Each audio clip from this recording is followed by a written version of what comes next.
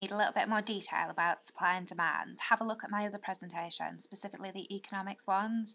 They're OCR specific, but it's the same concept. So I'm just going to go through this quite quickly.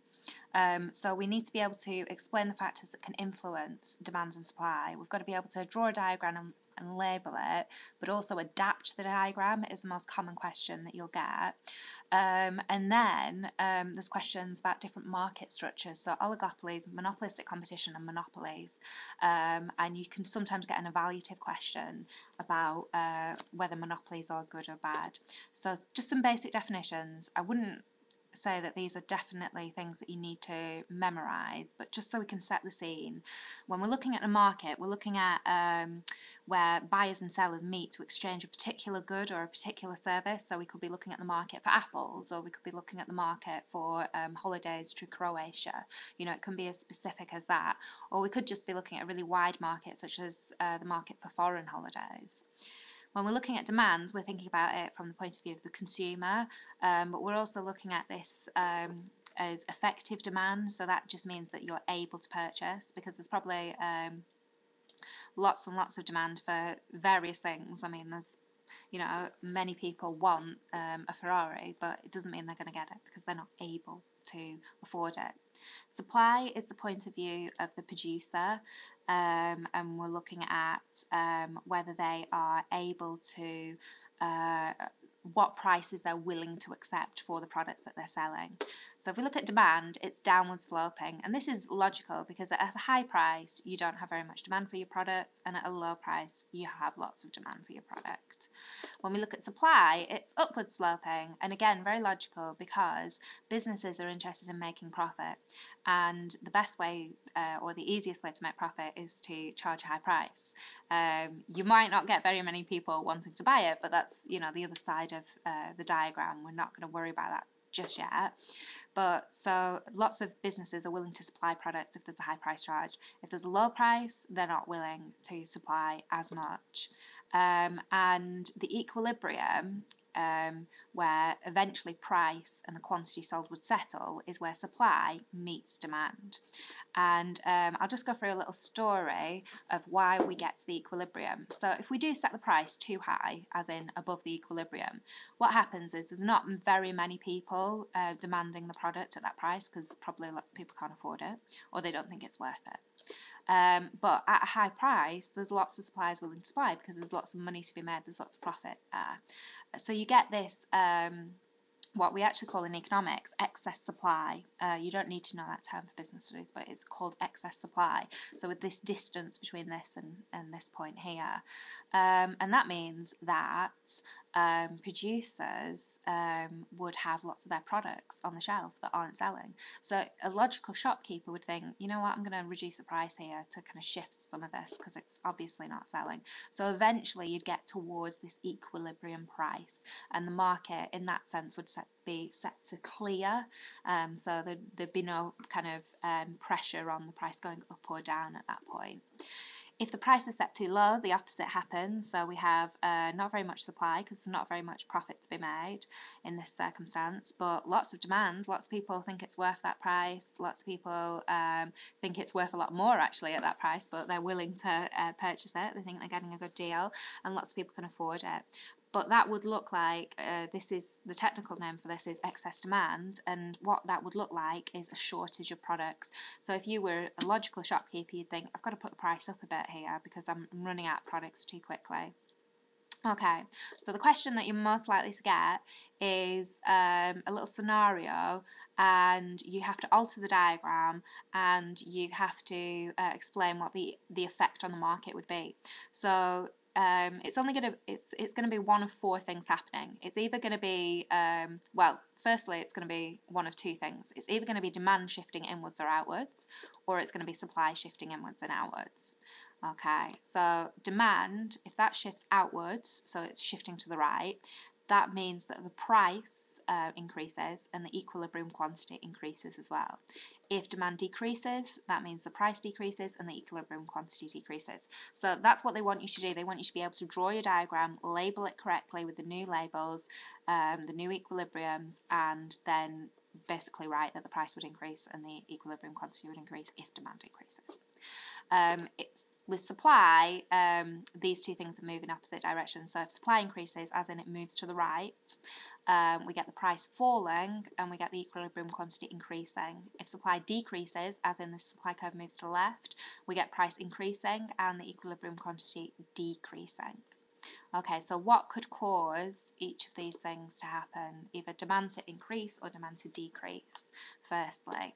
Well, consumer income can cause that. So the more income you have, the more you can afford. And so we might logically expect to see demand increase for a product when consumer income increases. But that's a very simplistic view of the world. Some products, demand might actually decrease when your income increases. For example, maybe more value range or budget items. So you can, make a little bit more of this in the exam and put in a few kind of quirky kind of features. The price of other products as well on the market. So if we've got a substitute product, so that's a product that would be very similar to the product you're selling. If the price of a similar product falls, so for example, if we're looking at, I don't know, like pizza, I'm just thinking about takeaways now. So you've got a pizza shop and a fish and chip shop. If the price of pizza falls, you might expect the demand for fish and chips to also fall because customers switch to the competitor.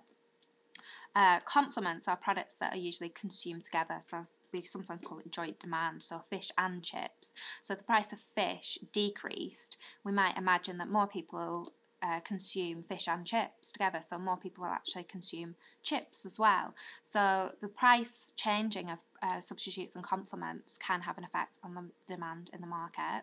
Taste and fashion, now these can be altered by, it's not just kind of taste and fashion, these can be altered by advertising as well, and kind of celebrity endorsements. So those can make something more popular or less popular.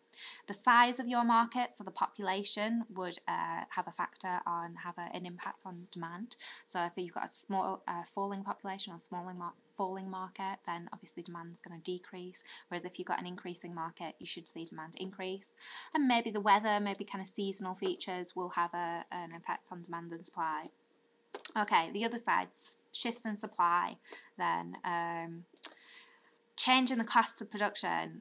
Customers only care about prices. They don't particularly care about costs. They don't particularly know about costs. That's why they don't always care about them. So your cost of production only influence the business. It does then go on to influence the price, but the firm, if their cost of production increase, they can make less with the resources they have, so supply would shift inwards. If their cost of production decrease, they can make more, they can employ more people maybe if labour costs have gone down, so you can make more products, so that would increase the supply, it would shift the supply to the right. The industry size and nature, I'll explain that a bit later on because that's actually Monopolies, Oligopolies, Monopolistic Competition, so hold on for that section. Changes in government policy, such as taxes. A tax would increase your cost of production, so that shifts it in to the left. A subsidy, which is the opposite of a tax, or a government grant, would decrease your cost of production, so it would increase the amount you can supply. Weather here, I'm just thinking about agriculture really, primary sector production, so the weather can kind of increase your crop yield or decrease it, or freak weather conditions as well, such as earthquakes, could have an impact on your supply.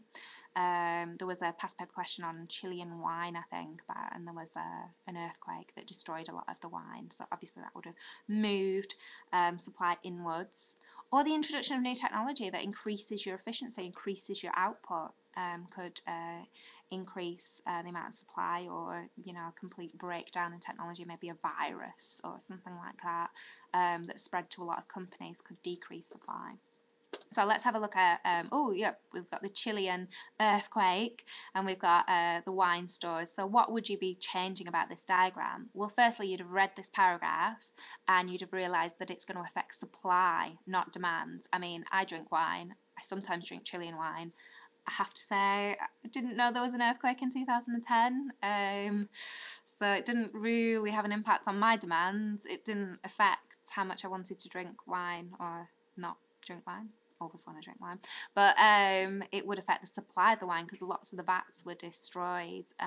So the supply would shift inwards. You get a new line appearing around about here, and therefore the price would increase, the equilibrium price, and the equilibrium quantity would have decreased. Okay, so it wants you to, if you just adapted the diagram, said supply to, put the price increasing, put the quantity decreasing, I think you'd have got about 3 marks for that. And then if you just put a note about the price increasing and the equilibrium quantity decreasing, obviously you've got your full 4 marks. And then explain the factors which might influence the demand for Chilean wine. We've got 8 marks here, so we want to make at least 4 points, 4 separate points about the factors that could influence demand. So advertising, the price could influence demand. Obviously, high price, less demand; lower price, more demand. Maybe the price of substitutes. So what's happening with Argentinian wine? The price of that. Compliments. I suppose cheese would be a compliment for wine, but I don't always feel the need to have cheese when I have wine. I think wine on its own is sometimes okay. I would, just at this point, I would say, if you are coming to the legal age of being able to drink, I would always take things in moderation, and make sure that you're, thinking about the units of alcohol that you're consuming. Drink safe, be aware of those types of things as well. What else could influence these factors? One of my students actually said about religious factors could influence demand for Chilean wine. Maybe an increase in people converting to religions that prohibit the consumption of wine would be something that could alter wine. Maybe what else could alter Chilean wine? Maybe seasons as well. You might find that it's a drink that people consume more of in the winter than in the summer, so that could influence it. But there's a whole range of factors that you could state and then explain how it would influence the demand for Chilean wine. Obviously, consumer income as well would be a big one. So that's demand and supply. The other part of economics is looking at different market structures, so different types of markets, because the market for apples is not the same as the market for holidays to Croatia. So how and why do they differ, and what impact does that have? So a really nice question to think of is, if we were going to start an airline, well, first of all, could we even start an airline? Could we start a rival to Virgin Atlantic? And the answer is probably no, and it's because of barriers to entry. So barriers to entry are obstacles which prevent new firms from entering the market to compete. So it's preventing supply, basically. And some barriers to entry could be brand loyalty. So people are very, could we start our own Coca-Cola company or, cola company? Well, maybe not, because it might not be very popular, because people are very loyal to Pepsi and Coca-Cola already. You might have a patent, so this would be a legal restriction. So patent is legal protection for ideas. Licensing, certain shops, you have to have a license to sell certain products, so pharmaceuticals, pharmacies need licenses for that. Economies of scale could be a barrier to setting up a new business. So say if you're trying to compete with a business that's already established and they're very large, they're going to have a lower average cost than you. So that's going to have an impact on the price that you can charge, they can charge. So their product's probably going to be a lot cheaper to the consumer than yours. So whose products are they going to choose? So that's going to stop you from competing. The incumbent firm, incumbent just means the firms that are already in the industry, may have access to raw materials that you can't get.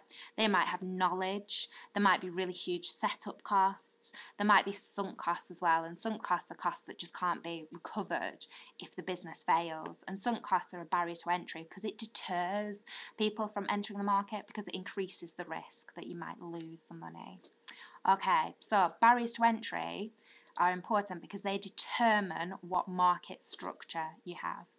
Okay, so first of all, we're going to look at first market structure, which is a monopoly, and they have very large barriers to entry. Okay, so Monopoly, the game Monopoly, the aim of the game, if you've ever got to the end of a game of Monopoly, it's quite boring, I have to say. But if you ever got to the end of the game, it's because one person is the last person standing, and they've done that by buying up a lot of the properties and putting on little houses and hotels on the properties. So a monopoly is where, a pure monopoly is where there's only one seller of a product. There is only one firm in the market or the industry, and therefore they are the industry. But in reality, it doesn't always happen. So what we say is that if a firm has a market share of over 25%, they have monopoly power or some monopoly power over the market. So the characteristics, obviously it's one firm. There's a lack of substitute products, so customers can't go to other businesses because maybe those other businesses don't exist. And therefore, the business can really decide on the price they want to charge customers because customers don't have an alternative. And therefore, so they don't have an alternative, there's little choice for customers. And therefore, the monopoly can make really large profits. And it's all achieved because there's high barriers to entry, stopping other firms from entering the market and competing. So if we look at a few examples of monopoly, Microsoft is quite a big monopoly, I would say, for operating systems. United Utilities are my water supplier. I can't go with anybody else. I mean, I live in the Northwest and they're the only people that supply my water. Royal Mail, not for parcels, but for post, for letters, are the only provider. And certain train lines, so this is Richard Branson for Virgin. So if you want to go from Manchester to London on the West Coast line, you can only travel via a Virgin train. Okay, so who cares? Like, all nice theory, but who cares? Well, I love this album cover. This really is a nice example of why monopolies can be bad sometimes. So I'm number one, so why try harder? This is what happens sometimes when you have monopolies. If you know, you're number one market share, you're the biggest in the market, you might find that the price is very high, which is bad for customers. The customers have less choice. You know, you're number one, so why try? So quality suffers, and you're less innovative as an effect. And it's all because there's no competition in the market to try and make you kind of perform better. However, not all monopolies are bad. They do sound bad, but they're not all. So sometimes we get this thing called a natural monopoly. And this is very economic, so you don't necessarily need to know this definition, but if you just remember the term natural monopoly, and it's where the setup costs are very, very high. If there were lots of competitors in the market, they wouldn't be able to make their money back. So it's only logical for there to be just one competitor in the market so that they can have all of the revenue to cover these really high setup costs. And actually that's why we have United Utilities and we have Royal Mail, and the government allows them to exist because they're actually natural monopolies. It'd be very, very expensive. Could you imagine if there were loads of competing firms? They wouldn't be able to make their money back with Royal Mail. For post anyway. And you know, could you imagine if you could choose a few different water providers and they all had different pipes leading to your house, and you know, they'd have to dig up all the roads and lay all different types of pipes when, you know, essentially, do you really care who provides your water? It's all kind of the same thing. You do care about the price, but you don't particularly care who provides it. So monopolies, sometimes we can say, well, okay, they attract a lot of profit. They make a lot of profit, but what about if they attract very talented people to work for them with that profit? And what about if they reinvest that money into the business and bring out new products? And you know, what if they're natural monopolies? So the choice is either you allow a monopoly to exist with a natural monopoly, or you say it's not allowed to exist, but then the product isn't provided. So you'd rather have the product provided even if it is for a high price. And also, any new product that comes out is any like really innovative product is naturally a monopoly. It's not a natural monopoly, but it is already a monopoly because there aren't any competitors. So, you know, we couldn't just ban outright all monopolies because some of them aren't so bad. An oligopoly, so still high barriers to entry, not quite as high as a monopoly though, and this is dominated by a few large firms. Okay, so usually the product's branded in the market, and the reason is because they're selling quite similar products to each other, so they brand it to make it seem different from each other, and that's what product differentiation means, when you've got a very similar product, but the business tries to make it seem different, so small differences. There's still high barriers to entry. There's a small number of big firms, and because there's a small number of big firms, they're interdependent. So the actions of one firm affects another firm because there's so few of them. So if you do take customers from another firm, you know, if you do take more customers in the market, it's going to affect another firm because obviously you're taking their customers. And this can lead, because they're interdependent, it can lead, there's a bit of an incentive to collude. So that is working together to fix prices. It's actually a legal activity, but there is an incentive in oligopolies because they're interdependent. And that maybe leads to price fixing. So very anti-competitive. So price fixing would increase the price and be bad for consumers, basically. So these are some examples of some oligopolies, I would say. And then right at the other end of the scale is something called monopolistic competition. Okay, so it's a bit confusing because it seems this first word is a little bit like monopoly, but it's actually very dissimilar to a monopoly. It's like the opposite of a monopoly. So it's a market with a large number of firms selling similar but differentiated products, so small differences, just like oligopoly. But unlike the oligopoly, there's no real barriers to entry, or they're very low barriers to entry. So what effect does this have on the market? Well, they make less profit because they have to lower the prices of their products to compete with each other, because there's lots of businesses in the market, large number of firms, are more competitive. Maybe they have to try a bit harder. They have to make this product seem a bit different from each other so people can tell them apart. Lots of substitutes in the market as well. And here are some examples. So driving schools, lots of substitutes in the market, easy to set up as a driving school. Kind of your local shops, maybe a butcher's, hairdressers, absolutely loads of those. There's no government requirement that you have to be trained to be a hairdresser, so you or I could set up as a hairdresser, maybe won't get very many customers, probably very few return purchases, repeat purchases, but you could do it if you wanted to. And takeaways or restaurants, monopolistically competitive. So a nice little summary here of how they differ. I'd definitely maybe pause the screen now and get down some notes on that. That's really what you need to know. And then if we look at the past paper questions, to what extent can the grocery market in the UK be regarded as oligopolistic? So 6 marks. So we need to apply it to this, obviously, but we need to know straight away what an oligopoly is. And we need to recognise that this is to what extent. So we've got to argue, you know, kind of both sides. So, you know, it's dominated by a few large firms, which is what an oligopoly is. So we've got 1 mark, maybe even 2 marks there. The actions of one will affect another. You know, obviously recently, and then in kind of the store wars, the market, the supermarket wars, they've been talking about, well, this week our prices were this much lower than Morrison's and this much lower than Sainsbury's, and they've got all these posters up, and so that obviously suggests that they're very interdependent. The actions of one affects the other because they're obviously very bothered about each other's, you know, kind of money saving schemes and those types of things and discounts. But maybe you could like say it's a monopoly, because Tesco have a really, really large share of the market, and it's over 25%, and that's what we would say is the minimum you need to have some form of monopoly power. But you could also say there's smaller competitors as well. So let's have a look at the mark scheme. So we obviously want to go for full marks. So we apply the data and we evaluate the statement. So it's got to be two-sided. So here we've got definition.